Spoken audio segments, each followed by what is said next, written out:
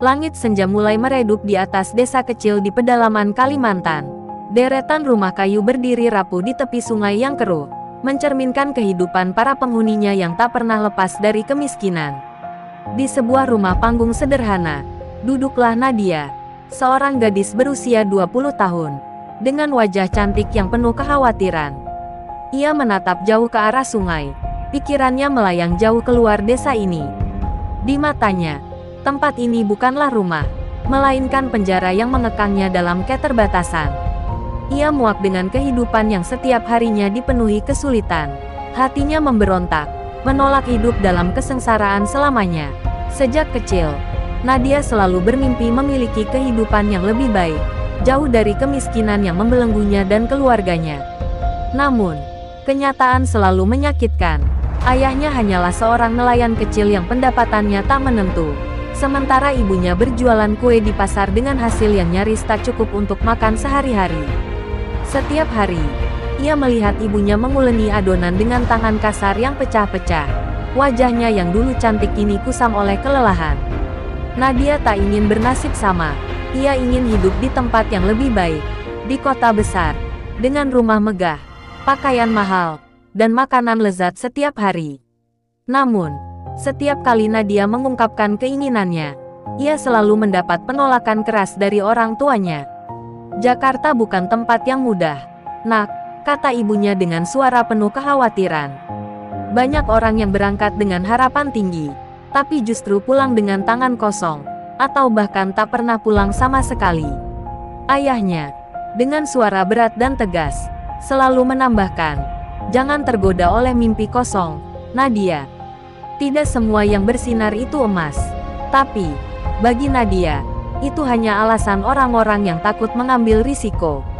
Ia yakin bahwa dirinya berbeda. Ia akan berhasil. Hari itu, saat ia kembali dari pasar membantu ibunya berjualan, matanya tak sengaja tertumbuk pada sekelompok gadis sebayanya yang baru pulang dari kota. Mereka mengenakan pakaian bagus. Wangi parfum mereka masih bisa tercium dari kejauhan. Wajah mereka berseri-seri, penuh cerita tentang kehidupan kota yang gemerlap. Nadia merasa seperti tertampar. Mereka dulu teman-temannya, yang sama-sama hidup susah, tapi kini tampak begitu berbeda. Hatinya semakin membara. Jika mereka bisa, kenapa ia tidak? Malam itu, Nadia mengambil keputusan besar. Ia tidak akan membuang waktu lagi. Ia akan pergi ke Jakarta, dengan atau tanpa restu keluarganya.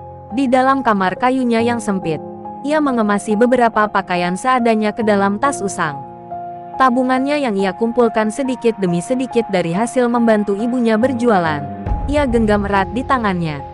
Ia tahu uang itu tak akan cukup lama bertahan di kota besar, tapi ia percaya bahwa ia akan menemukan jalan. Ia tidak bisa lagi tinggal di tempat ini, menjadi gadis desa miskin yang hidupnya hanya berakhir di dapur dan pasar. Saat subuh tiba, Nadia bangun lebih awal dari biasanya. Dengan langkah hati-hati, ia keluar dari rumah tanpa membangunkan orang tuanya. Angin pagi yang dingin menusuk kulitnya, tetapi semangatnya tak tergoyahkan. Ia berjalan cepat menuju jalan utama, tempat bus menuju kota biasa melintas. Jantungnya berdebar keras, bukan karena takut, tetapi karena antusiasme akan kehidupan baru yang menantinya. Ia bisa membayangkan dirinya berada di apartemen mewah, mengenakan pakaian mahal, dan berjalan di pusat perbelanjaan kelas atas. Namun, tepat ketika ia hendak naik ke dalam bus, sebuah suara membuat langkahnya terhenti. Nadia, suara serak itu berasal dari belakang. Ia menoleh dan melihat ibunya berdiri di kejauhan, dengan wajah panik dan mata penuh air mata. Hati Nadia mencelos, tetapi ia menggigit bibirnya, menahan rasa bersalah. Jangan pergi, Nak, pinta ibunya dengan suara bergetar. Namun, Nadia hanya menatap ibunya sejenak sebelum akhirnya mengalihkan pandangannya ke depan. Ia tidak boleh ragu, ia tidak boleh terjebak di sini selamanya. Tanpa menjawab, Nadia naik ke dalam bus. Hatinya bercampur aduk antara tekad dan kepedihan. Mesin bus berderu, roda mulai berputar, membawa Nadia menjauh dari desa yang telah menjadi bagian dari hidupnya selama ini. Air mata mengalir di pipinya, tetapi ia menghapusnya cepat-cepat. Ini bukan waktunya untuk menangis. Ini adalah awal dari perjalanan menuju kehidupan yang selama ini ia impikan. Tanpa sadar, ia baru saja melangkahkan kakinya ke dalam dunia yang jauh lebih gelap dari yang ia bayangkan. Nadia menempelkan dahinya ke kaca jendela bus, menatap bayangan hutan yang semakin jauh. Perjalanan menuju Jakarta terasa begitu panjang, dan di dalam hatinya, ia mulai merasakan sedikit kegelisahan. Namun, ia menepis rasa takut itu. Ini adalah pilihannya, ini adalah jalan menuju kehidupan yang lebih baik. Saat bus akhirnya memasuki kota, matanya membelalak kagum. Gedung-gedung tinggi menjulang, lampu-lampu jalanan berkilauan, dan orang-orang berlalu lalang dengan pakaian rapi. Ini dunia yang selama ini ia impikan. Senyumnya mengembang. Ia yakin ini adalah langkah awal menuju kesuksesan. Namun, keindahan Jakarta hanya bertahan di permukaan. Saat malam tiba, kenyataan mulai menunjukkan wajah aslinya. Nadia turun dari bus di terminal yang ramai dan bising. Udara panas menyelimuti tubuhnya, dan bau asap kendaraan bercampur dengan aroma sampah menyengat hidungnya. Ia mencoba mencari alamat kos murah yang didapat dari seorang kenalan di desanya. Tetapi setiap langkah yang ia ambil semakin membawanya ke jalanan sempit yang gelap dan menakutkan. Orang-orang berlalu dengan tatapan dingin. Beberapa pria menatapnya dengan cara yang membuatnya merasa tidak nyaman. Ia merapatkan tasnya ke dada, berusaha mengabaikan tatapan mereka. Saat akhirnya tiba di tempat kos, Nadia terkejut melihat keadaannya. Bangunan tua itu sempit dan kumuh, dengan kamar-kamar kecil yang hanya dipisahkan dinding tipis. Bau lembab memenuhi udara, dan suara pertengkaran dari penghuni lain menggema di lorong. Ini bukan seperti yang ia bayangkan. Namun, ia tidak punya pilihan. Dengan uang terbatas, ia membayar sewa untuk 1 bulan dan masuk ke kamar kecilnya yang hanya berisi kasur tipis dan kipas angin tua. Ia menarik napas dalam-dalam, mencoba menenangkan dirinya. Ini hanya sementara, batinnya. Ia akan segera mendapatkan pekerjaan dan pindah ke tempat yang lebih layak. Hari pertama mencari pekerjaan adalah pukulan keras bagi Nadia. Ia melangkahkan kakinya ke berbagai tempat, mulai dari restoran hingga butik. Tetapi jawaban yang ia terima selalu sama, "Maaf, kami tidak membutuhkan karyawan saat ini." Senyumnya mulai memudar, dan semangatnya perlahan terkikis. Waktu berlalu, dan uangnya semakin menipis. Ia mulai merasa lapar, tetapi harus berhemat. Malam itu, ia hanya makan roti yang dibelinya dari warung kecil di pinggir jalan. Saat berbaring di kasurnya yang tipis, perutnya masih keroncongan. Untuk pertama kalinya, ia mulai mempertanyakan keputusannya. Apakah ia telah membuat kesalahan? Beberapa hari berlalu tanpa hasil. Tubuhnya mulai lelah. Kakinya pegal karena berjalan sepanjang hari mencari pekerjaan. Ia mulai menyadari betapa kejamnya kota ini. Tidak ada yang peduli pada seorang gadis desa miskin sepertinya. Hanya dalam hitungan hari, impiannya tentang kehidupan mewah mulai terasa seperti lelucon kejam. Hingga suatu malam, saat ia duduk di bangku taman dengan wajah putus asa, seorang wanita menghampirinya. Wanita itu berpenampilan menarik, dengan pakaian mahal dan aroma parfum yang memikat. "Kamu terlihat butuh bantuan," katanya dengan senyum simpatik. Nadia menatap wanita itu dengan penuh harapan. "Saya butuh pekerjaan," katanya lirik. Wanita itu, yang kemudian memperkenalkan dirinya sebagai Rina, tersenyum lebih lebar. "Aku bisa membantumu," katanya. "Tapi ini bukan pekerjaan biasa. Kamu harus berani dan siap menghadapi tantangan." Kata-kata itu terdengar samar, tetapi di telinga Nadia yang sedang putus asa, itu terdengar seperti kesempatan. Ia tidak bertanya lebih jauh. Ia hanya mengangguk cepat, seakan menemukan jalan keluar dari penderitaannya. Rina membawa Nadia ke sebuah restoran mewah di pusat kota. Nadia terpesona oleh kilauan lampu kristal dan orang-orang berpakaian mahal yang duduk di meja makan elegan. "Tempat ini lebih dari sekadar restoran," bisik Rina. "Orang-orang kaya datang ke sini bukan hanya untuk makan. Mereka mencari hiburan. Dan gadis-gadis muda seperti kita bisa mendapatkan banyak uang jika tahu caranya." Jantung Nadia berdetak lebih cepat. Ia mulai mengerti apa yang dimaksud Rina. Ada sesuatu yang salah dalam situasi ini. Tetapi bayangan uang dan kehidupan mewah yang selama ini ia dambakan mulai mengaburkan pikirannya. Dalam kebingungan dan keputusasaannya, Nadia mengambil keputusan terbesar dalam hidupnya. Ia mengikuti Rina masuk ke dalam dunia yang belum pernah ia kenal sebelumnya. Dunia yang menjanjikan kemewahan, tetapi juga kegelapan yang tak pernah ia bayangkan. Tanpa ia sadari, malam itu adalah awal dari kehancurannya. Malam itu, Nadia merasakan langkah kakinya begitu berat saat memasuki ruangan eksklusif di belakang restoran mewah itu. Dindingnya berlapis kaca berkilauan, sofa empuk berjajar rapi, dan di tengahnya terdapat meja bundar tempat pria-pria berjas mahal duduk santai sambil mengobrol dan menyesap minuman mereka. Rina menuntunnya dengan senyum penuh arti. Santai saja, Nadia, mereka hanya ingin ditemani. Jika kamu pandai berbicara dan menyenangkan mereka, kamu akan mendapatkan uang lebih banyak daripada yang pernah kamu bayangkan, bisiknya pelan. Nadia menelan ludah. Jantungnya berdebar keras. Ini bukan seperti yang ia harapkan, tetapi pikirannya dipenuhi oleh satu hal, uang. Seorang pria berkumis rapi melambaikan tangannya, memanggil Rina dan Nadia ke mejanya. Rina tersenyum lebar dan segera duduk di samping pria itu, sementara Nadia berdiri canggung di belakangnya. "Siapa gadis ini?" tanya pria itu. Suaranya berat dan berwibawa. "Teman baru kita," jawab Rina dengan nada manis. Pria itu menatap Nadia dari ujung kepala hingga ujung kaki, lalu menyeringai. "Cantik, berapa tarifnya?" Nadia tersentak, matanya melebar. Ia menoleh ke arah Rina, berharap ini hanya lelucon. Tetapi Rina tetap tersenyum, seakan semuanya sudah biasa.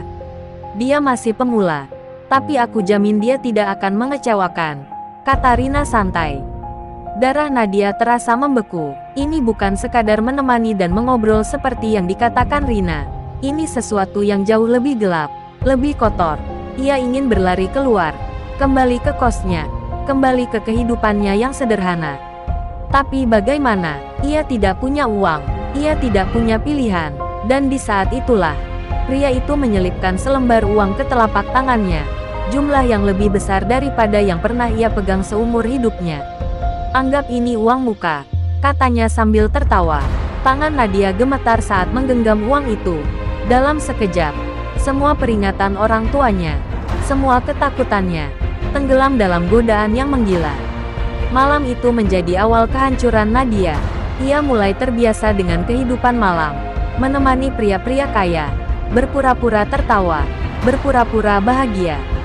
Ia mengenakan pakaian mahal, makan di restoran berbintang, dan menginap di hotel-hotel mewah. Uang mengalir deras ke tangannya, lebih dari yang pernah ia impikan. Tetapi di balik kemewahan itu, jiwanya perlahan terkikis. Setiap malam, setelah semua selesai, ia menatap dirinya di cermin dan bertanya, siapa dirinya sekarang? Apakah ini harga yang harus ia bayar untuk keluar dari kemiskinan? Waktu berlalu, dan Nadia semakin tenggelam dalam dunia itu. Uang membuatnya lupa akan kesederhanaan yang dulu ia miliki. Ia menghindari telepon dari ibunya, merasa malu untuk menceritakan apa yang telah ia lakukan. Setiap kali bayangan rumah kecilnya di Kalimantan muncul dalam pikirannya, ia segera mengusirnya dengan pesta dan alkohol. Ia tidak ingin merasa bersalah. Ia ingin menikmati kehidupan yang selama ini ia inginkan.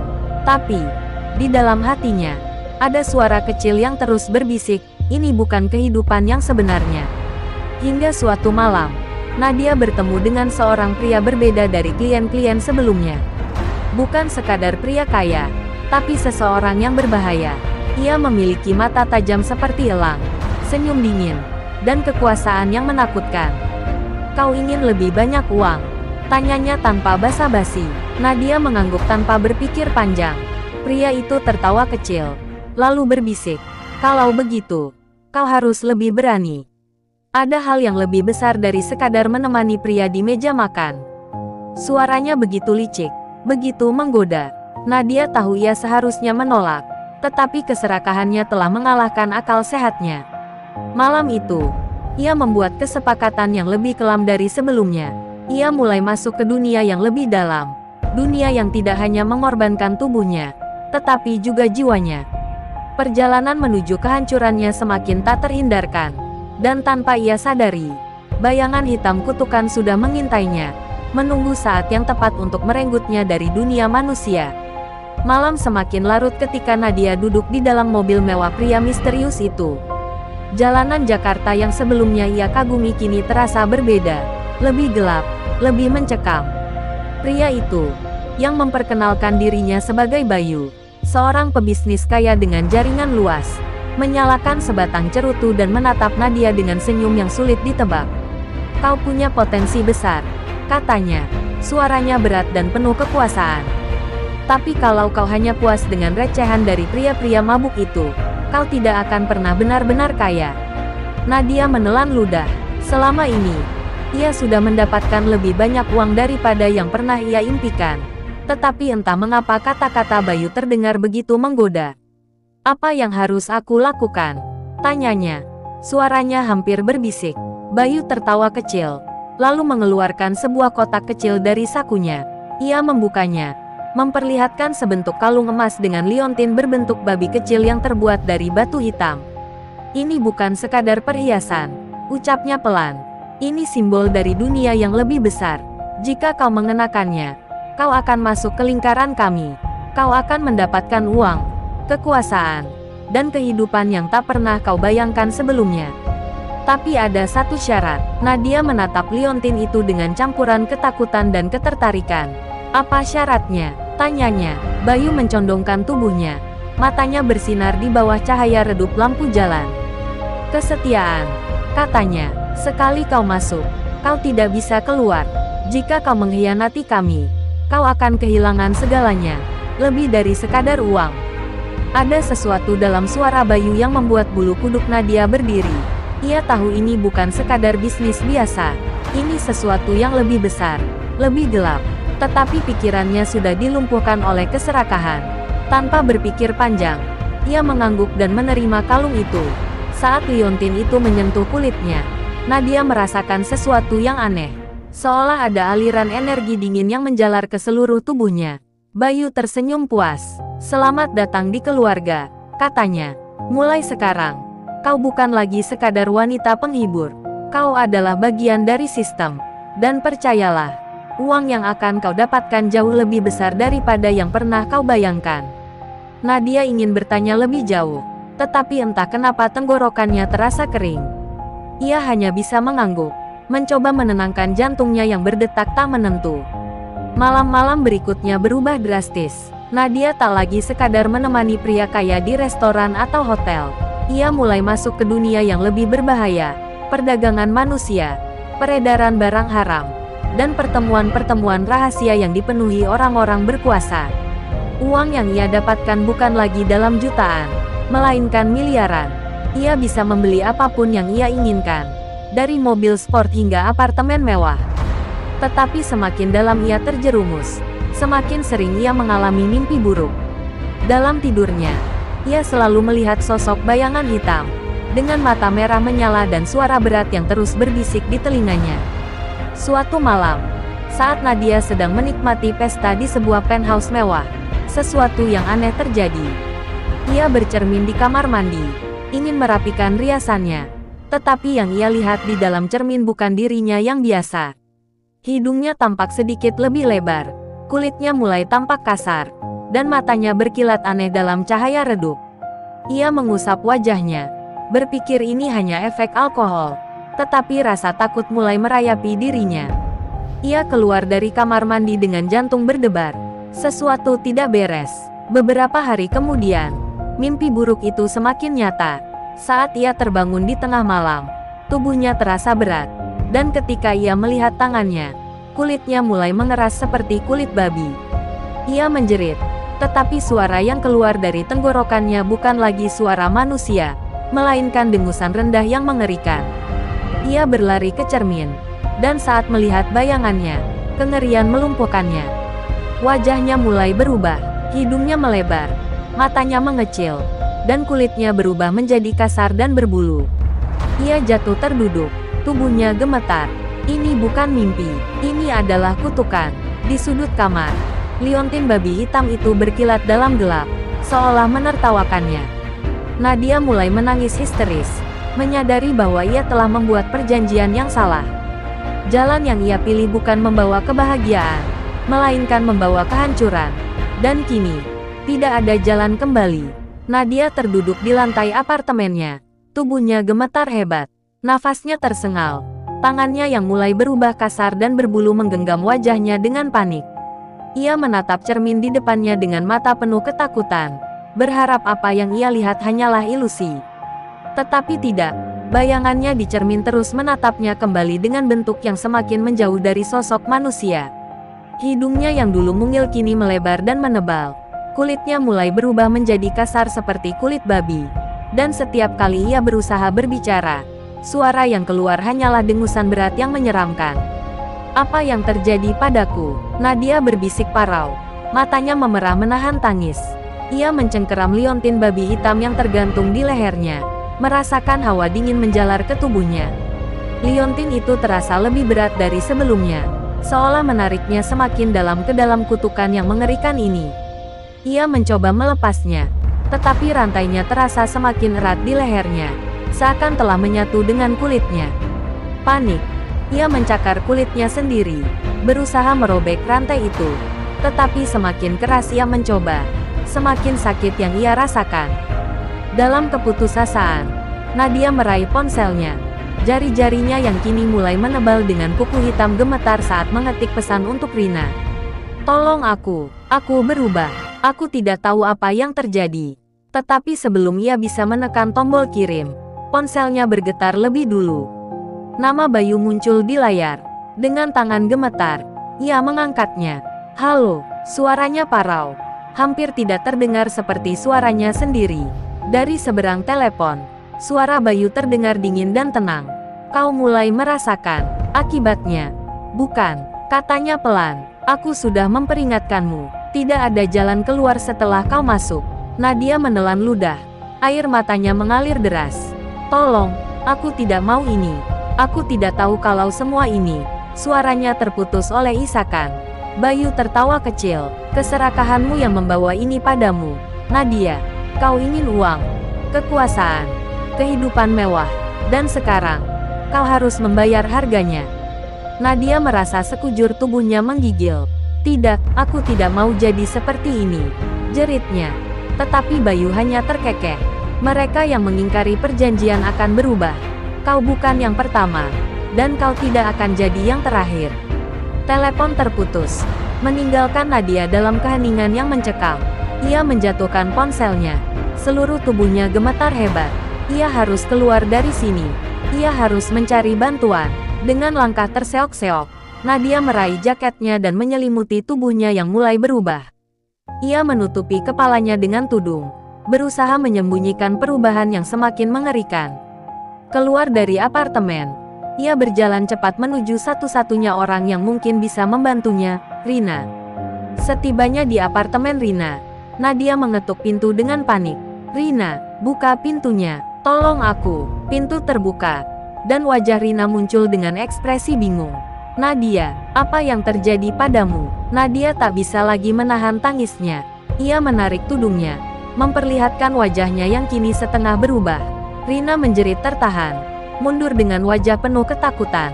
Astaga, apa yang terjadi padamu? Nadia mencengkeram tangan Rina dengan putus asa. Aku dikutuk. Rina, aku tidak tahu harus bagaimana. Tolong aku. Aku tidak mau jadi monster. Namun, Rina hanya berdiri terpaku. Napasnya tersengal. Di matanya, Nadia bukan lagi sahabatnya, melainkan sesuatu yang mengerikan. Dengan tangan gemetar, Rina melepaskan genggaman Nadia dan berbisik. Kau seharusnya tidak pernah menerima liontin itu. Wajahnya berubah ketakutan. Lalu tanpa berkata apa-apa lagi, ia menutup pintu dengan keras, meninggalkan Nadia dalam kehancuran. Malam itu, Nadia berdiri sendiri di tengah lorong gelap. Tubuhnya semakin berubah, dan ia sadar, tidak ada lagi yang bisa menolongnya. Hujan mulai turun saat Nadia melangkah terseok-seok menjauh dari apartemen Rina.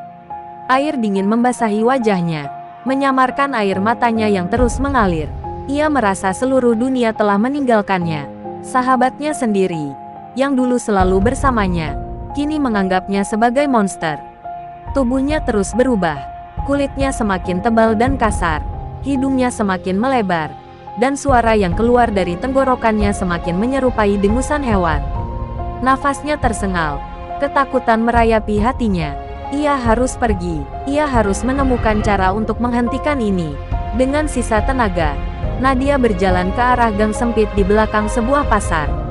Ia tidak tahu kemana harus pergi, tetapi yang jelas ia tidak bisa kembali ke apartemennya. Jika orang-orang melihat wujudnya sekarang, mereka pasti akan menganggapnya sebagai makhluk kutukan. Saat melewati lorong gelap yang dipenuhi sampah dan genangan air, ia mendengar suara langkah kaki di belakangnya. Nadia menoleh, dan melihat sekelompok pria mabuk menatapnya dengan pandangan penuh selidik. "Hei, kamu kenapa?" salah satu dari mereka bertanya. Suaranya terdengar mencurigakan.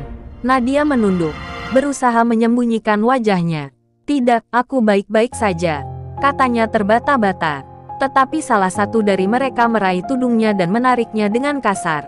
Saat wajah Nadia terungkap di bawah cahaya lampu jalan yang redup, mereka semua terdiam. Salah satu pria itu membelalakkan mata. "Astaga, ini apa?" teriaknya. Dalam sekejap, keheningan berubah menjadi kepanikan. Mereka mundur dengan ngeri. Beberapa dari mereka berteriak, "Babi jadi-jadian! Makhluk kutukan!" Panik. Nadia berlari sekuat tenaga. Meskipun kakinya sudah lemah, ia mendengar suara langkah kaki mereka yang mulai mengejarnya. Teriakan-teriakan ketakutan yang menyebar ke seluruh pasar. "Tangkap dia! Jangan biarkan dia lari!" Suara-suara itu menggema, membuat Nadia semakin ketakutan. Ia tidak tahu harus kemana. Tubuhnya semakin terasa berat, dan kekuatannya semakin hilang. Saat ia mencoba berbelok ke gang lain, seseorang menendangnya dengan keras hingga ia jatuh tersungkur ke tanah berlumpur. Nadia mencoba bangkit, tetapi sekelompok warga sudah mengelilinginya dengan ekspresi marah dan takut. Beberapa dari mereka membawa kayu, sementara yang lain mengambil batu. "Ini pasti kutukan. Dia bukan manusia lagi," teriak seorang wanita tua dengan wajah ngeri. "Kita harus menangkapnya sebelum dia mencelakai kita." Suara-suara itu semakin bising. Dan sebelum Nadia bisa melakukan apapun, seseorang melemparkan batu ke arahnya. Batu itu mengenai bahunya, membuatnya meringis kesakitan. Kemudian, lemparan-lemparan lain menyusul, menyakitinya dari segala arah. Dengan sisa tenaga, Nadia menjerit, "Tolong! Aku bukan monster, aku manusia." Tetapi suara yang keluar dari mulutnya bukan lagi suara manusia, melainkan suara hewan yang menyedihkan. Jeritan itu justru membuat warga semakin yakin bahwa ia adalah makhluk kutukan. Mereka menyeretnya dengan kasar, mengikat tangannya, dan menyeretnya melewati jalanan berlumpur. Hujan semakin deras, tetapi tidak ada yang peduli. Malam itu, Nadia tidak lagi dianggap sebagai manusia. Ia adalah makhluk terkutuk yang harus dikurung. Warga membawanya ke sebuah kandang besi tua di belakang pasar, tempat biasanya mereka menahan hewan liar. Mereka mendorongnya ke dalam kandang itu dan menguncinya rapat. "Biarkan dia di sini. Kita akan memanggil orang pintar besok untuk mengusir roh jahatnya," teriak salah satu warga. Nadia merintih. Tubuhnya semakin terasa bukan miliknya sendiri. Ia memegang jeruji besi itu, mencoba berbicara, mencoba menjelaskan, tetapi tidak ada yang mendengarkan. Ia hanya bisa menangis dalam kesakitan, dalam keputusasaan yang tak terbayangkan. Malam semakin larut, dan hujan terus mengguyur tubuhnya yang kini hampir sepenuhnya berubah. Nadia, gadis yang dulu penuh ambisi dan impian, kini hanya seekor makhluk yang terperangkap di dalam kandang besi. Ia menatap langit yang gelap, berharap semua ini hanyalah mimpi buruk. Tetapi kenyataannya jauh lebih kejam. Tidak ada jalan kembali, tidak ada lagi yang bisa menyelamatkannya. Ia telah menjadi sesuatu yang tidak pernah ia bayangkan. Seekor babi jelek yang dikutuk selamanya. Malam yang dingin menyelimuti pasar yang sepi. Hujan mulai mereda, tetapi tubuh Nadia tetap menggigil di dalam kandang besi yang berkarat. Lumpur menempel di kulitnya yang kini kasar dan berbulu. Matanya yang membengkak menatap kosong ke kegelapan. Ia mencoba menggerakkan jari-jarinya, tetapi yang ia lihat bukan lagi tangannya yang dulu lembut dan lentik, melainkan kaki hewan yang kasar dan tebal. Jantungnya berdegup lemah, dadanya sesak oleh kesedihan dan ketakutan yang tidak terbayangkan. Di luar kandang, beberapa warga masih berjaga. Mereka berbisik-bisik, membahas tentang makhluk kutukan yang kini mereka tangkap. Besok pagi kita panggil dukun dari kampung sebelah, kata seorang pria tua dengan suara tegas. Makhluk ini tidak boleh dilepaskan. Bisa saja dia membawa malapetaka bagi kita semua. Wanita-wanita berkerudung mengangguk. Beberapa dari mereka memandang Nadia dengan tatapan jijik dan ketakutan. Aku pernah mendengar cerita seperti ini, bisik salah satu dari mereka. Orang serakah yang mengambil jalan salah, akhirnya dikutuk menjadi binatang.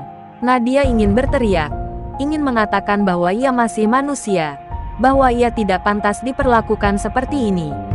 Tetapi, setiap kali ia mencoba berbicara, hanya suara dengusan berat yang keluar dari tenggorokannya. Ia mulai menangis. Air matanya bercampur dengan lumpur di wajahnya. Apakah ini benar-benar akhir dari hidupku? Pikirnya, semua impiannya, semua harapannya untuk keluar dari kemiskinan, kini berakhir dalam jeruji besi. Tengah malam, suara langkah kaki terdengar mendekat. Dari balik jeruji, Nadia melihat seseorang berdiri dalam kegelapan. Sosok itu berjalan perlahan. Wajahnya tertutup bayangan. Tetapi Nadia mengenali postur tubuhnya. Bayu, hatinya mencelos. Mengapa dia ada di sini? Apakah ini semua rencananya? Bayu berjongkok di depan kandang, menatap Nadia dengan mata tajam yang berkilat dalam gelap. Ia tersenyum tipis, tetapi tidak ada kehangatan dalam senyum itu. Aku sudah bilang, katanya pelan. Tidak ada jalan keluar. Suaranya terdengar dingin, seolah tanpa belas kasihan. Kau menikmati uang yang kuberikan. Kau menikmati kemewahan yang selama ini kau idamkan. Tapi kau lupa satu hal, Nadia. Ia mengangkat liontin babi hitam yang masih menggantung di leher Nadia. Setiap perjanjian ada harganya, dan kau tidak bisa lari dari hukuman.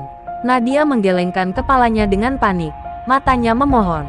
Ia ingin mengatakan bahwa ia menyesal, bahwa ia ingin kembali ke kehidupannya yang dulu, bahwa ia ingin pulang. Tetapi Bayu hanya terkekeh kecil, lalu berdiri. Besok pagi, dukun akan datang. Mereka akan mencoba mengusir roh jahat dari tubuhmu. Ia menatap Nadia dengan tatapan penuh penghinaan. Tapi tidak ada yang bisa mengubahmu kembali. Kau sudah menjadi bagian dari kegelapan, dan selamanya kau akan tetap seperti ini. Setelah berkata demikian, Bayu melangkah pergi, meninggalkan Nadia dalam kehancurannya. Malam itu terasa begitu panjang. Nadia terisak dalam kegelapan, merasakan jeruji besi yang dingin menempel di kulitnya yang bukan lagi miliknya. Ia teringat wajah ibunya, rumah kecil di Kalimantan yang dulu ia benci, dan suara lembut ayahnya yang selalu menasihatinya untuk tidak serakah. Seandainya aku bisa mengulang waktu, pikirnya dengan putus asa. Tetapi tidak ada lagi yang bisa diubah. Jalan yang telah ia pilih telah mengantarnya pada kehancuran. Dan kini, di dalam kandang besi yang kotor dan dingin, Nadia hanya bisa menunggu akhir dari kutukannya, atau sesuatu yang lebih mengerikan yang akan terjadi pada dirinya esok hari. Fajar menyingsing dengan suram. Cahaya matahari yang biasanya membawa kehangatan kini terasa seperti pisau tajam yang mengiris sisa-sisa harapan di hati Nadia. Dari dalam kandang besi, ia bisa mendengar suara gaduh warga yang berkumpul. Bisik-bisik penuh ketakutan dan amarah bercampur menjadi satu, menciptakan suasana yang semakin mencekam. Beberapa anak kecil berusaha mengintip dari balik bahu orang dewasa, tetapi segera ditarik mundur oleh ibu mereka, seolah kehadiran Nadia saja sudah membawa kesialan. Tak lama kemudian, seorang pria tua dengan pakaian serba hitam muncul di tengah kerumunan. Matanya tajam, tubuhnya kurus namun penuh wibawa. Ia membawa tas kecil berisi dupa dan beberapa benda ritual lainnya. Dia makhluk terkutuk, kata pria itu dengan suara serak namun tegas. Kita harus membersihkan kampung ini dari kehadirannya sebelum bencana datang. Warga yang mendengar ucapannya langsung mengangguk setuju. Beberapa dari mereka mulai menyiapkan kayu dan bensin, tanda bahwa hukuman telah diputuskan. Nadia ingin berteriak, ingin memohon ampun, ingin mengatakan bahwa ia masih manusia. Tetapi suara yang keluar dari mulutnya hanyalah dengusan dan geraman berat. Ia meraih jeruji besi dengan putus asa, mencoba mengguncangnya. Tetapi tubuhnya yang kini penuh bulu dan semakin menyerupai babi membuatnya lemah dan tak berdaya. Air matanya mengalir deras. Apakah ini akhirnya? Apakah aku akan mati seperti ini? Pria tua itu mulai menyalakan dupa. menggumamkan doa-doa dalam bahasa yang tidak dipahami Nadia. Asap mengepul, memenuhi udara dengan aroma menyengat yang membuatnya semakin mual. Warga semakin gelisah. Beberapa dari mereka mulai berteriak, "Bakar saja! Jangan beri dia kesempatan untuk kabur." Seorang pria muda melangkah maju, menyiramkan bensin ke sekeliling kandang. Nadia tersentak, tubuhnya gemetar ketakutan. Ia mencoba merangkak mundur, tetapi kandang itu terlalu sempit, terlalu tertutup. "Jangan lakukan ini, aku masih manusia," ingin ia teriak. Tetapi yang keluar hanyalah suara dengusan menyedihkan. Warga tak peduli, api pertama dinyalakan. Dan dalam sekejap, kobaran kecil mulai merayap di antara kayu-kayu yang disusun di sekitar kandang. Panasnya mulai terasa, asapnya mulai menusuk mata. Nadia menangis, menjerit tanpa suara, meronta dengan sia-sia. Apakah ini balasan atas semua yang telah kulakukan? Apakah ini harga yang harus kubayar? Di tengah kepanikan, di tengah kobaran api yang semakin membesar, sosok Bayu kembali muncul di kejauhan. Ia berdiri dengan tenang, menyaksikan semua ini dengan senyum dingin di wajahnya. Tidak ada rasa iba, tidak ada niat untuk menolong. Ia hanya mengamati, seolah menikmati penderitaan Nadia. Matanya bertemu dengan mata Nadia yang dipenuhi ketakutan. Bayu mengangkat satu tangan, kemudian mengepalkan jari-jarinya pelan, seolah mengunci takdir yang sudah ditentukan. Api semakin menjilat jeruji besi, dan panasnya mulai membakar kulit Nadia. Rasa sakitnya luar biasa, tetapi yang lebih menyakitkan adalah kenyataan bahwa tidak ada seorang pun yang peduli. Semua orang yang dulu ia kenal, semua yang dulu memandangnya dengan kekaguman karena kemewahan yang ia miliki, kini hanya melihatnya sebagai makhluk menjijikkan yang harus dimusnahkan. Ia ingin menjerit, tetapi bahkan suaranya pun telah hilang di tengah gemuruh api. Di saat-saat terakhir, sebelum kesadarannya hilang, Nadia melihat bayangan masa lalunya sendiri. Seorang gadis muda yang dulu begitu cantik dan ambisius, yang ingin lepas dari kemiskinan, yang rela melakukan apa saja demi hidup mewah. Kini gadis itu telah lenyap, yang tersisa hanyalah tubuhnya yang terbakar dalam jeruji, dan roh yang terperangkap dalam kutukan yang tidak akan pernah berakhir. Panas yang membakar tubuh Nadia semakin menyiksa, kulitnya yang telah berubah kasar kini mulai melepuh di antara jilatan api. Asap tebal memenuhi kandang besi, membuat napasnya semakin berat, tubuhnya menggeliat dalam kesakitan. Matanya mulai kehilangan fokus. Di tengah penderitaannya, ingatannya kembali ke masa kecilnya, rumah sederhana di Kalimantan, suara riang adik-adiknya bermain di sungai, dan wajah lelah ibunya yang selalu tersenyum lembut meski hidup begitu keras.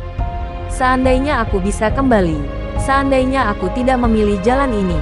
Namun, tidak ada lagi jalan kembali.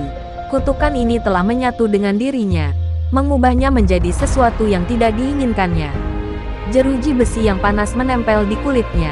Rasa sakit itu seperti hukuman atas setiap dosa yang pernah ia lakukan. Suara warga yang bersorak semakin terdengar jauh, seolah dunia mulai menjauh darinya. Dalam sisa kesadarannya, Nadia melihat Bayu masih berdiri di kejauhan, menatapnya dengan tatapan dingin dan puas. Apakah ini yang dia inginkan sejak awal? Menghancurkanku perlahan hingga aku kehilangan segalanya. Namun tiba-tiba, sebelum api sepenuhnya menelannya, sesuatu yang tidak terduga terjadi. Langit yang tadinya cerah mendadak berubah gelap. Angin bertiup kencang hingga membuat warga yang berkumpul berteriak ketakutan. Petir menggelegar, menyambar tanah dengan kilatan cahaya yang menyilaukan. Api yang membakar kandang besi mendadak padam tersapu angin, menyisakan asap hitam yang membumbung ke langit. Nadia yang hampir kehilangan kesadaran hanya bisa mengerjapkan mata. Tubuhnya terkapar di lantai kandang, napasnya tersengal-sengal. Dari kegelapan, suara langkah kaki menggema, perlahan namun penuh wibawa. Seorang pria tua berjubah putih muncul dari balik kerumunan. Sorot matanya tajam namun penuh kebijaksanaan. Beberapa warga langsung mengenalinya, Ki Jaya, dukun sakti yang konon mampu berbicara dengan dunia gaib. "Hentikan semua ini!" Suaranya menggema, membuat warga yang semula berteriak ketakutan kini terdiam. "Apa kalian tidak melihat? Ini bukan sekadar kutukan. Ini hukuman dari keserakahan manusia." Warga mulai saling berbisik, ragu dengan tindakan mereka. Beberapa orang yang sebelumnya penuh amarah kini tampak gemetar. Kijaya mendekati kandang dan mengangkat tangannya, membacakan doa-doa dalam bahasa kuno. Seolah tersedot oleh kekuatan tak terlihat, kabut hitam mulai keluar dari tubuh Nadia, berputar-putar di udara sebelum menghilang dalam kilatan cahaya. Tubuh Nadia yang hampir mati tiba-tiba tersentak. Rasa sakit yang semula menyiksanya perlahan berkurang. Namun, ia tetap tidak bisa bergerak, tetap tidak bisa kembali menjadi manusia. Kutukan ini belum selesai, kata Kijaya dengan suara berat. Hanya dia sendiri yang bisa menentukan apakah ia layak mendapatkan pengampunan atau harus menjalani takdirnya sebagai makhluk buangan selamanya. Warga menatapnya dengan bingung, tidak mengerti maksud dari kata-kata sang dukun. Bayu yang sejak tadi diam, kini melangkah maju dengan wajah yang sedikit berubah. Tatapan matanya tak lagi sekadar kesenangan melihat penderitaan, tetapi juga sedikit kekhawatiran. Nadia ingin berbicara, ingin menanyakan apa yang sebenarnya terjadi, tetapi suaranya tetap tertahan dalam wujud yang tidak manusiawi. Hatinya berteriak, meminta kesempatan kedua, tetapi ia tahu bahwa ia mungkin sudah terlalu jauh tenggelam dalam dosa. Ia menatap Kijaya dengan mata penuh harap, berharap ada jalan keluar dari kutukan ini. Namun, yang dikatakan sang dukun hanya satu hal, bersiaplah, karena pilihan terakhir akan segera datang. Dan hanya kau yang bisa menentukannya. Malam itu, di bawah langit yang kembali sunyi, Nadia tersadar bahwa ini belumlah akhir. Ada sesuatu yang masih harus ia hadapi, sesuatu yang lebih besar dari sekadar api penghakiman. Tetapi apakah ia masih memiliki kekuatan untuk melawannya? Nadia masih terbaring lemah di dalam kandang besi yang kini menghitam akibat kobaran api yang hampir menghabisinya. Nafasnya